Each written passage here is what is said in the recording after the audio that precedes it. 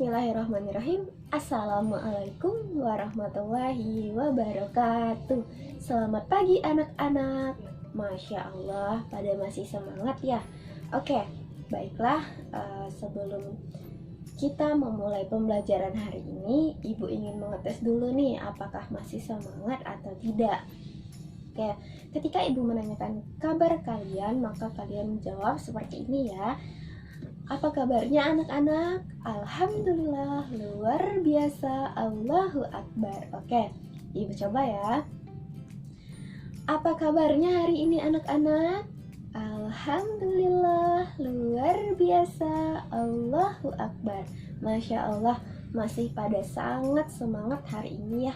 Oke, selanjutnya Ibu ingin mengabsen anak-anak ya. Nah, apakah hari ini ada yang tidak masuk? Oh, oke. Berarti hari ini masuk semua ya. Nah, sebelum kita masuk ke pembelajaran, kita membaca basmalah terlebih dahulu ya, agar pembelajaran kita hari ini mendapatkan keberkahan dari Allah Subhanahu wa Ta'ala. Oke, Bismillahirrahmanirrahim. Oke, anak-anak, selanjutnya hari ini kita akan belajar materi IPS tema 5 subtema 2. Materinya tentang menganalisis posisi dan peran Indonesia dalam kerjasama di lingkup ASEAN. Oke, langsung saja.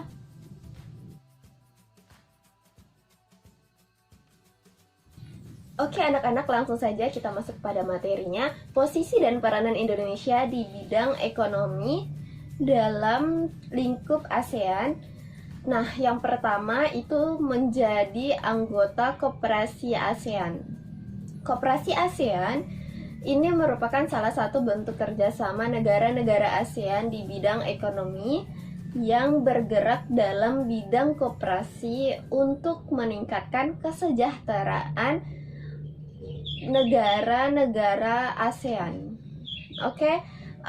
Langsung saja kita yang kedua itu ikut mewujudkan kawasan perdagangan bebas. Nah, di sini merupakan suatu kerjasama dalam pengelolaan sektor produksi lokal yang ada di seluruh negara anggota ASEAN pada bidang ekonomi. Nah, yang selanjutnya itu Indonesia menjadi markas Komite Pangan, Pertanian, dan Kehutanan.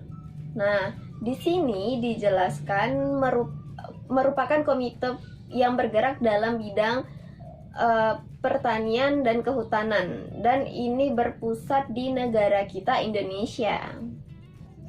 Oke, selanjutnya yang keempat, Indonesia mendirikan industri pupuk ASEAN di Aceh. Nah, merupakan sebuah penghasil pupuk hasil dari gagasan bersama negara-negara anggota ASEAN. Nah, yang selanjutnya, yang terakhir, yaitu melakukan kegiatan perdagangan antar negara anggota ASEAN. Nah, Indonesia turut berperan dalam kegiatan perdagangan atau ekspor dan impor dalam kawasan ASEAN. Nah, yang selanjutnya ikut menyukseskan Tahun Kunjungan ASEAN. Nah, Tahun Kunjungan ASEAN ini merupakan ajang promosi dalam bidang kepariwisataan. Oke, yang selanjutnya ada ekspor dan impor. Suatu negara tidak mungkin mampu menjalankan perekonomian dalam negeri tanpa bantuan dari negara-negara lain. Oleh karena itu, negara-negara di dunia melakukan kerjasama dalam bidang ekonomi, salah satunya melalui kegiatan perdagangan ekspor dan impor. Oke, ekspor itu merupakan kegiatan pengiriman barang ke luar negeri. Yang melakukan ekspor itu dinamakan eksportir. Oke anak-anak, Ibu akan memberikan contoh import. Ini dia contohnya, contoh import. Nah, Ini merupakan salah satu contoh bentuk import, yaitu Indonesia mengimpor barang-barang produknya ke luar negeri. Nah, ini bentuk contoh Indonesia mengimpor barang-barang dengan box-box besar. Ya, contohnya seperti yang ada di pelabuhan. Nah, itu merupakan salah satu bentuk kita mengimpor ke luar negeri. Sedangkan impor merupakan kegiatan memasukkan barang dari luar negeri ke dalam negeri. Nah, pihak yang melakukan impor disebut importir. Oke anak-anak, dan selanjutnya ibu akan memberikan contoh kepada kalian ekspor yang dimana orang-orang luar negeri memberikan atau mengimpor barang-barangnya ke kita, yaitu ke Indonesia. Ini contoh mereka mengimpor barang-barang mereka ke sini. Itu dinamakan ekspor. Nah, selanjutnya barang yang diperdagangkan dalam kegiatan ekspor dan impor itu dinamakan sebagai komoditas. Anak, selanjutnya contoh komoditas. Komoditas itu merupakan barang yang diimpor dan diekspor baik dari kitanya maupun dari luar negerinya sendiri. Nah, ini contohnya. Ini contoh makanan atau buah-buahan yang diimpor dan diekspor. Nah, ini namanya komoditas. Nah, ini baru sebagian kecil. Ini baru contoh dari makanan dan sayuran. Nah, masih banyak lagi barang-barang yang disebut komoditas, seperti pakaian, seperti sepatu, tas, dan lain sebagainya. Oke, anak-anak, yang selanjutnya komoditas ekspor. Komoditas ekspor Indonesia itu dibagi menjadi dua, yaitu yang pertama komoditas utama. Contohnya seperti tekstil dan produk tekstil, elektronik, karet, dan produk karet. Anak, yang kedua komoditas potensial. Nah, di sini terdapat seperti kulit dan produk kulit, ada peralatan medis, tanaman obat, makanan olahan, ikan dan produk perikanan, kerajinan, perhiasan, rempah-rempah, dan peralatan kantor. Oke, di sini terdapat contoh komoditas ekspor beserta negara-negara tujuannya. Nah, anak-anak bisa dicermati dan dilihat baik-baik. Inilah contoh ekspor komoditas ekspor dan negara-negara tujuannya.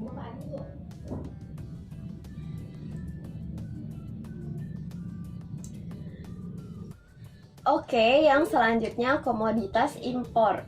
Indonesia mengimpor berbagai macam-macam komoditas dari berbagai negara. Contohnya, yang pertama mesin-mesin atau pesawat mekanik, yang kedua mesin atau peralatan listrik, yang ketiga plastik dan barang dari plastik, yang keempat besi dan baja, yang kelima bahan kimia organik, dan yang keenam kendaraan dan bagiannya, yang ketujuh gandum dan kapas.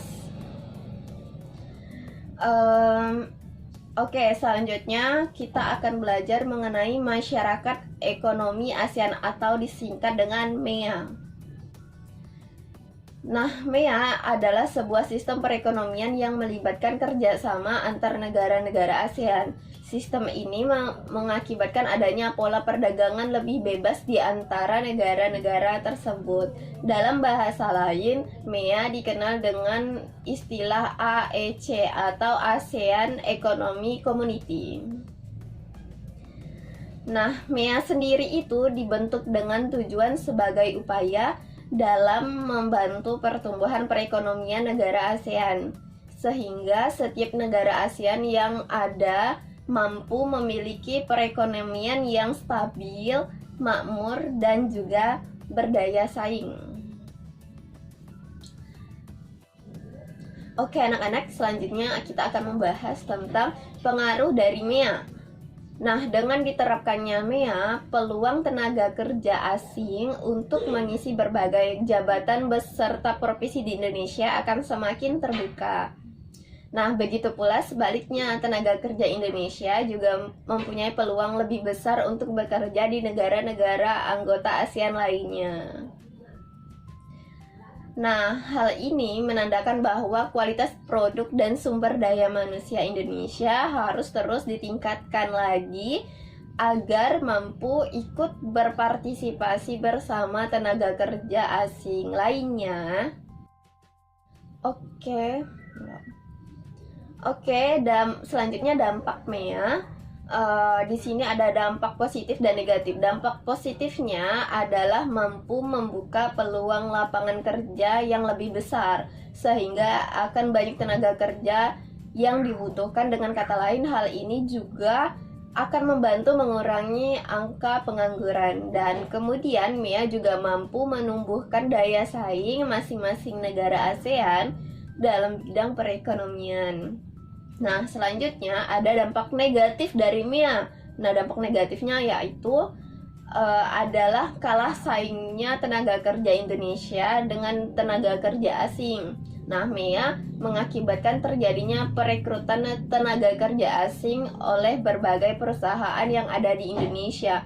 Nah, hal ini dapat menyebabkan tenaga kerja yang ada di Indonesia tidak dapat atau tidak mendapat tempat di perusahaan-perusahaan yang ada. Padahal jika mereka diberikan ruangan untuk berkarya, bukan tidak mungkin mereka memiliki kualitas kerja yang lebih dari tenaga kerja asing. Oke anak-anak, cukup sekian materi yang dapat Ibu sampaikan. Nah, setelah ini Ibu akan memberikan evaluasi atau soal-soal di akhir. Nanti Ibu akan memberikan 3 soal kepada kalian dan silakan kepada kalian dikerjakan. Setelah dikerjakan boleh dikirim ke Ibu melalui WhatsApp di akhir pembelajaran kita.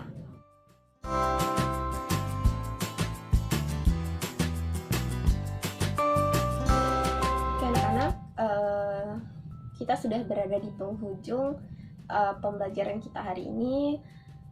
Mohon maaf jika Ibu terdapat kesalahan dalam pembelajaran kali ini. Semoga pembelajaran kali ini mudah dipahami dan mudah dimengerti oleh kalian semua. Sebelum kita tutup pembelajaran kita hari ini, ada baiknya kita membacakan hamdalah terlebih dahulu. Alhamdulillahirabbil alamin. Nah, cukup sekian dari Ibu. Wassalamualaikum warahmatullahi wabarakatuh.